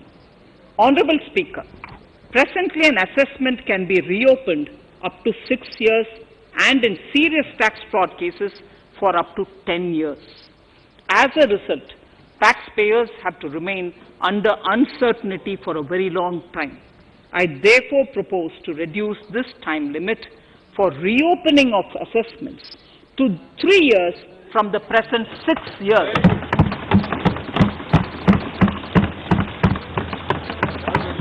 In serious tax evasion cases too, only where there is evidence of concealment of income of 50 lakh or more in a year. In serious tax evasion cases too, only where there is evidence of concealment of income of 50 lakh or more in a year can the assessment be reopened up to 10 years. Even this reopening can be done only after the approval of the Principal Chief Commissioner, the highest level of Income Tax Department. Setting up the Dispute Resolution Committee. Honorable Speaker, it has been the resolve of this government to reduce litigation which mars the present taxation system. The government came out with the Direct Taxation Vivad Se Vishwas scheme to give taxpayers an opportunity to senior સિટીઝનો માટે ટેક્સમાં મોટી રાહતની જાહેરાત સરકારે કહ્યું છે 75 વર્ષ ઉપરના સિનિયર સિટીઝનોને હવે ઇન્કમ ટેક્સ રિટર્ન કરવાની જરૂર નહીં રહે. આ જાહેરાત સરકારે કરી છે. સિનિયર સિટીઝન માટે ટેક્સમાં મોટી રાહત એટલે કે જે 75 વર્ષની ઉપરના સિનિયર સિટીઝન છે તે હવે ઇન્કમ ટેક્સ રિટર્ન કરવાની જરૂર નહીં રહે. Reduce litigation for small taxpayers. I propose to constitute a dispute resolution committee for them, which will be faceless to ensure efficiency, transparency, and accountability. Anyone with a taxable income up to 50 lakh and disputed income up to 10 lakh shall be eligible to approach the committee. Faceless IT-AT. For ease of compliance and to reduce discretion, we are committed to make the taxation process is faceless. The government has already introduced faceless assessment and appeal this year. The next level of income tax appeal is the Income Tax Appellate Tribunal. I now propose to make this tribunal faceless. We shall establish a national faceless Income Tax Appellate Tribunal Center. All communication between the tribunal and the appellant shall be electronic. Where personal hearing is needed, it shall be done through video conferencing. Relaxations to NRI. When non-resident Indians return to India, they have issues with respect to their accrued incomes in their foreign retirement accounts. This is usually due to mismatch in taxation period. They also face difficulties in getting credit for Indian taxes in foreign jurisdictions. I propose to notify rules for removing their hardship of double taxation. Exemption from audit. Currently, if your turnover exceeds 1 crore, you have to get your accounts audited. In February 2020 budget, I had increased the limit for tax audit to 5 crores for those who carry out 95% of their transactions digitally. To further incentivize digital transactions and to reduce compliance burden, I propose to increase this limit for tax audit for such persons from 5 crores to 10 crores. Relief for dividend. In the previous budget, I had abolished the dividend distribution tax in order to incentivize investment. Dividend was made taxable in the hands of shareholders. Now, in order to provide ease of compliance, I propose to make dividend payment to rate and InvIT exempt from TDS. Further, as the amount of dividend income cannot be estimated correctly by the shareholders for paying advance tax, I propose to provide that advance tax liability on dividend income shall arise only after the declaration or payment of dividend. Also, for the foreign portfolio investors, I propose to enable deduction of tax on dividend income at lower treaty rate. Attracting foreign investment into infrastructure sector. In the last budget, for attracting foreign investment in the infrastructure sector, we had granted 100% tax exemption, subject to certain conditions, to foreign sovereign wealth funds and pension funds on their income from investment in Indian infrastructure. We have noticed that few of such funds are facing difficulties in meeting some of the conditions. In order to ensure that a large number of funds invest in India, I propose to relax some of these conditions relating to prohibition on private funding, restriction on commercial activities, and direct investment in infrastructure. In order to allow funding of infrastructure by issue of zero coupon bonds, I propose to make notified infrastructure debt funds eligible to raise funds by issuing tax-efficient zero coupon bonds. Affordable housing.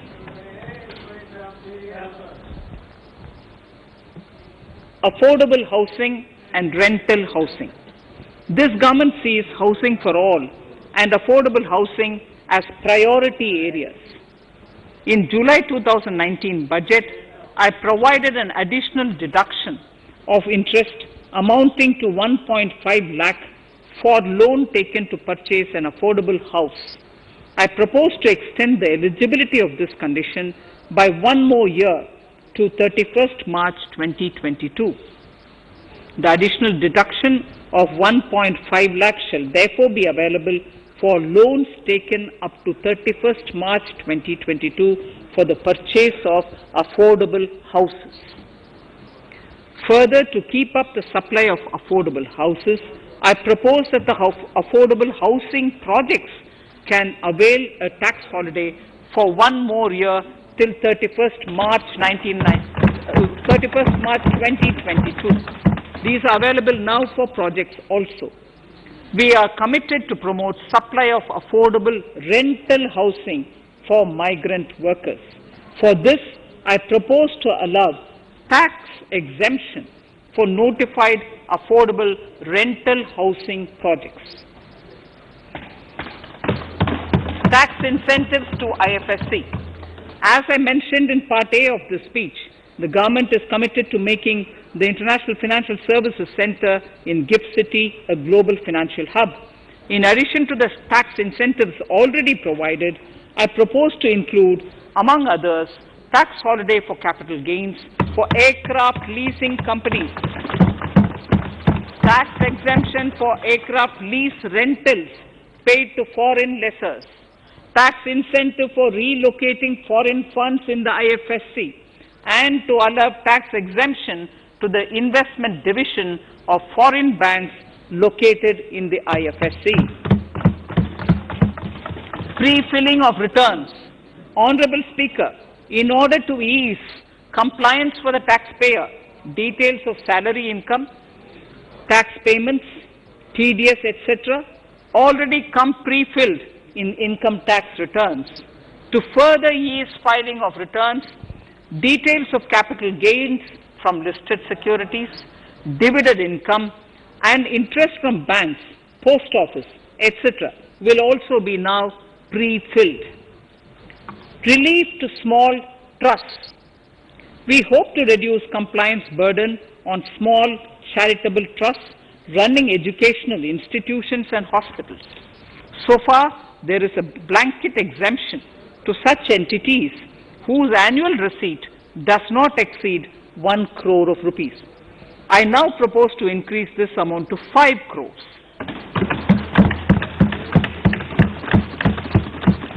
Labor welfare.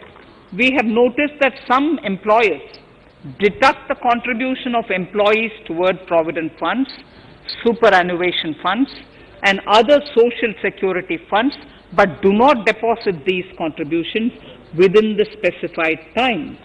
For these employees, this means a loss of interest or income. In cases where an employer later becomes financially unviable, non-deposit results in a permanent loss for the employees.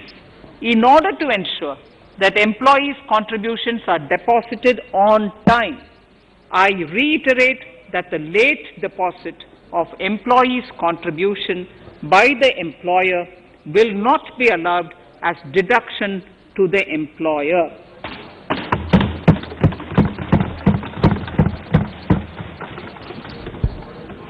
Incentives for startups.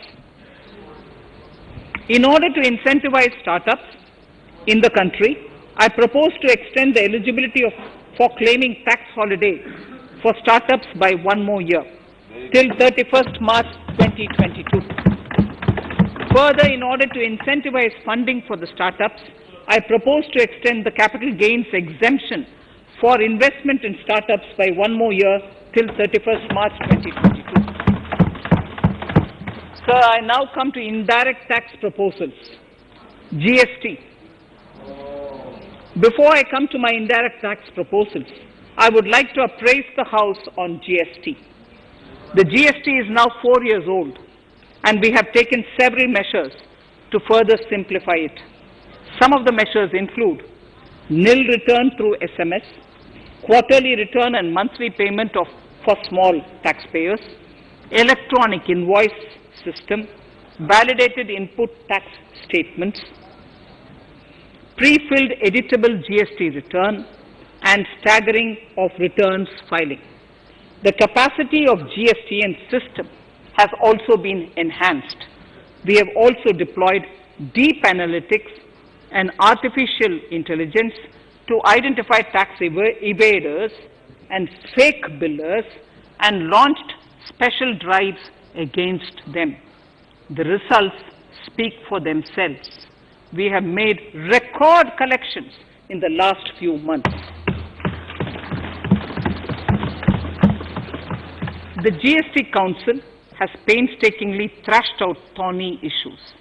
As chairperson to the Council, I want to assure this House that we shall take every possible measure to smoothen the GST further and to remove anomalies such as inverted duty structure. Custom duty rationalization. Our custom duty policy should have the twin objective of promoting domestic manufacturing and helping India get on to global value chain and export better The thrust now has to be on easy access to raw materials and exports of value-added products. Towards this, last year, we started overhauling the customs duty structure, eliminating 80 outdated exemptions. I also thank everyone who responded overwhelmingly to a crowdsourcing call for suggestions on this revamp. I now propose to review more than 400 old exemptions this year. I repeat, I now propose to review more than 400 old exemptions this year. We will conduct this through extensive consultations, and from 1st October 2021, we will put in place a revised customs duty structure free of distortions. I also propose that any new customs duty exemptions, therefore, henceforth will have validity up to 31st March following 2 years from the date of the issue. Electronic and mobile phone industry. Domestic electronic manufacturing has grown rapidly. We are now exporting items like mobiles and chargers. For greater domestic value addition, we are withdrawing a few exemptions on part of chargers and sub-parts of mobiles. Further, some parts of mobiles will move from nil rate to a moderate 2.5%. Iron and steel. MSMEs and other user industries have been severely hit by a recent sharp rise in iron and steel prices. Therefore, we are reducing customs duty uniformly to 7.5% on semis, flats, and long products of non-alloy, alloy, and stainless steels. To provide relief to metal recyclers, mostly MSMEs, I am exempting duty on steel scrap for a period up to 31st March 2022. Further, I am also revoking ADD and CVD on certain steel products. Also, to provide relief to copper recyclers, I am reducing duty on copper scrap from 5% to 2.5%. Textiles. The textile sector generates employment and contributes significantly to the economy. There is a need to rationalize duties on raw material inputs to man-made textiles. We are now bringing nylon chain on par with polyester and other man-made fibers. We are uniformly reducing the BCD rates on caprolactam, nylon chips, nylon fiber, and yarn to 5%. This will help the textile industry, MSMEs, and also overall exports. Chemicals. We have calibrated customs duty rates on chemicals to encourage domestic value addition and to remove inversions. Apart from other items, we are reducing customs duty on naphtha to 2.5% to correct inversion. Gold and silver presently attract a basic customs duty of 12.5%. Since the duty was raised from 10% in July 19, prices of precious metals have risen sharply. To bring it closer to previous levels, we are rationalizing customs duty on gold and silver. Renewable energy. In Part A, we have already acknowledged that solar energy has huge promise for India. To build up domestic capacity, we will notify a phased manufacturing plan for solar cells and solar panels. At present, to encourage domestic production, we are raising duty on solar inverters from 5% to 20% and on solar lanterns from 5% to 15%. Capital equipment and auto parts. There is immense potential in manufacturing heavy capital equipment domestically. We will comprehensively review the rate structure in due course. However, we are revising duty rates on certain items immediately. We propose to withdraw exemptions on tunnel boring machine. It will attract a customs duty of 7.5% and its parts a duty of 2.5%. We are raising customs duty on certain auto parts to 15% to bring them on par with general rate on auto parts. MSME products. We are proposing certain changes to benefit MSMEs. We are increasing duty from 10 to 15% on steel screws and plastic builder wares. On prawn feed, we increase it from 5 to 15%. We are rationalizing exemption on import of duty-free items as an incentive to exporters of garments, leather and handicraft items. Almost all of these items are made domestically by our MSMEs. We are withdrawing exemption on imports of certain kinds of leathers as they are domestically produced in good quantity and quality, mostly by MSMEs. We are also raising customs duty on finished synthetic gemstones to encourage domestic processing. Agriculture products to benefit farmers. We are raising customs duty on cotton from nil to 10%, on raw silk and silk yarn from 10 to 15%. We are also withdrawing end-use based concession on denatured ethyl alcohol. Currently, rates are being uniformly calibrated to 15% on items like maize, bran, rice bran, oil cake, and animal feed additives. There is an immediate need to improve agricultural infrastructure so that we produce more while also conserving and processing agricultural output efficiently. This will ensure enhanced remuneration for our farmers. To earmark resources for this purpose, I propose an agricultural infrastructure and development cess on a small number of items. However, while applying this cess, we have taken care not to put additional burden on consumers on most items. Rationalization of procedures and easing of compliance. For their judicious application, we propose certain changes in the provisioning related to ADD, anti-dumping duty, and CVD, countervailing duty levies. To complete customs investigation, we are prescribing definite timelines. In 2020, we rolled out the Turant Customs Initiative, which brought in faceless, paperless, and contactless customs measures. With effect from September 2020, we have implemented a new procedure for administration of rules of origin. This has helped in putting a check on misuse of FTAs. The specific details of direct and indirect tax changes proposed are listed in the annexure to my speech. Honorable Speaker, sir, with these words, I commend the budget to this august House. Thank you.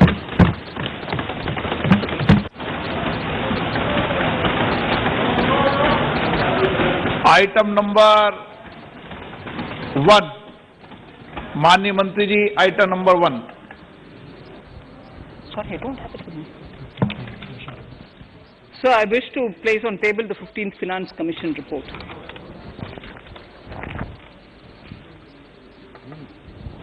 Item number 3, माननीय मंत्री जी.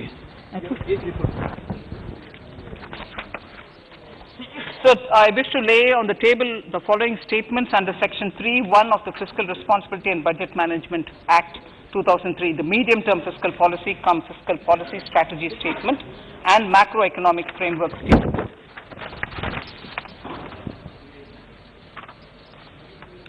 Item number 4.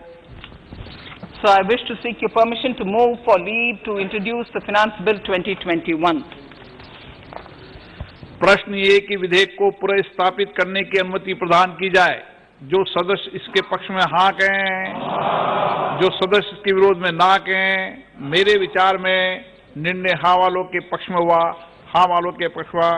माननीय मंत्री जी विधेयक को पुनर्स्थापित करें. Shri Prahlad Joshi ji. With your permission, I rise to present the 18th report of Business Advisory Committee.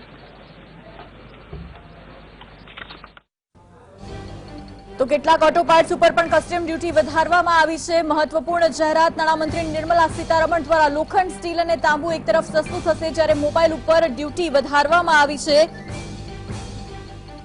તો mobile ઉપકરણો ઉપર કસ્ટમ ડ્યુટી 2.5% કરવામાં આવી. કસ્ટમ ડ્યુટી અંગે વાત કરવામાં આવી. કેટલાક ઓટો પાર્ટ્સ ઉપર પણ કસ્ટમ ડ્યુટી વધારવામાં આવી છે. કોટન ઉપર પણ કસ્ટમ ડ્યુટી વધારીને 10% કરવામાં આવી છે. તો લોખંડ, સ્ટીલ અને તાંબુ સસ્તું થશે. નાણામંત્રી સીતારમણ દ્વારા મહત્વપૂર્ણ વાત, મોબાઈલ ઉપકરણો ઉપર કસ્ટમ ડ્યુટી 2.5% કરવામાં આવી છે. 2021નું બજેટ અને આ બજેટની સાથે અનેક આશાઓ સેવવામાં આવી રહી છે. એની સાથે જ શેર બજારમાં જોરદાર તેજી જોવા મળી રહી છે. સેન્સેક્સ 1100 થી વધુ પોઈન્ટનો ઉછાળો સેન્સેક્સમાં જોવા મળી રહ્યો છે. મહત્વપૂર્ણ સમાચાર આ પહેલા 950 અંક વધીને 47,235 હતો, જ્યારે નિફ્ટીમાં અત્યારે 300 થી વધુનો ઉછાળો જોવા મળી રહ્યો છે. શેર બજારમાં બજેટની સાથે જ જોરદાર તેજી જોવા મળી રહી છે. તો સેન્સેક્સમાં 1100 થી વધુ પોઈન્ટનો ઉછાળો જોવા મળી રહ્યો છે. એક તરફ મોબાઈલ ઉપર ડ્યુટી વધારવામાં આવી છે, ત્યારે સેન્સેક્સમાં પણ અત્યારે તેજી જોવા મળી રહી છે. 1100 થી વધુ આગળ છે સેન્સેક્સ. નિફ્ટીમાં 300 થી વધુ પોઈન્ટનો ઉછાળો જોવા મળી રહ્યો છે. જોકે સોના ચાંદી ઉપર કસ્ટમ ડ્યુટી ઘટાડવામાં આવી છે. શેર બજારમાં હાલ જોરદાર તેજી. કેટલાક ઓટો પાર્ટ્સ ઉપર પણ ડ્યુટી વધારીને 15% કરી દેવામાં આવી છે.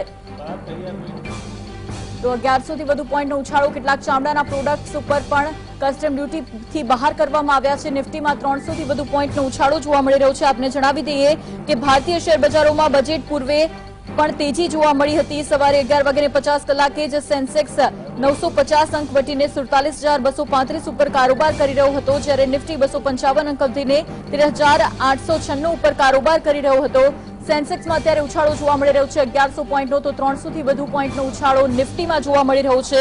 તો IndusInd bank, ICICI bank, HDFC બેંકમાં, ભારતીય એરટેલના શેરમાં પણ તેજી જોવા મળી. જોકે doctor Reddy labs, tech Mahindra, TCS, HCL tech સાથે જ એચયુએલ સહિતના શેરોમાં પણ ઘટાડો જોવા મળ્યો હતો. તો શેર બજાર માટે બજેટનો દિવસ ભારે ઉતાર ચઢાવવાળો રહે તેવી શક્યતા છે. બજારની ચાલ બજેટના અગ્રણી સેક્ટરો સાથે જોડાયેલી જાહેરાતો ઉપર નિર્ભર રહી છે. તો ઇન્કમટેક્સ સ્લેબમાં હાલ કોઈ પણ ફેરફાર નથી કરવામાં આવ્યો. આ મહત્વપૂર્ણ જાહેરાત, ઇન્કમટેક્સ સ્લેબમાં કોઈ પણ પ્રકારનો ફેરફાર નથી કરવામાં આવ્યો. અનેક આશાઓ ઇન્કમટેક્સ સ્લેબથી પણ રહી હતી કે કોઈ મોટા ફેરફાર કરવામાં આવે, કારણ કે કોરોનાની મહામારી છે, કેટલાય લોકોએ રોજગારી ગુમાવી છે, તેના કારણે અનેક ફેરફાર કરવામાં આવે તેવી પણ આશાઓ સેવી રહ્યો હતો મધ્યમ વર્ગ. પરંતુ હાલ ઇન્કમટેક્સ સ્લેબમાં કોઈ પણ પ્રકારનો ફેરફાર નથી કરવામાં આવ્યો. ગયા વર્ષે ઇન્કમટેક્સ સ્લેબમાં ફેરફાર કરવામાં આવ્યો હતો, જોકે કેટલીક ટીકાઓનો પણ સામનો કરવો પડ્યો હતો, જ્યારે ઘણા લોકોએ વધાવ્યો હતો. બજેટમાં દેખીંદી રાહત ઇન્કમટેક્સ સ્લેબમાં જોવા મળી રહી હતી ગત વર્ષે. જોકે નોકરિયાત વર્ગને આ વર્ષે કોઈ પણ મોટી છૂટછાટ બજેટમાં નથી આપવામાં આવી. નોકરિયાત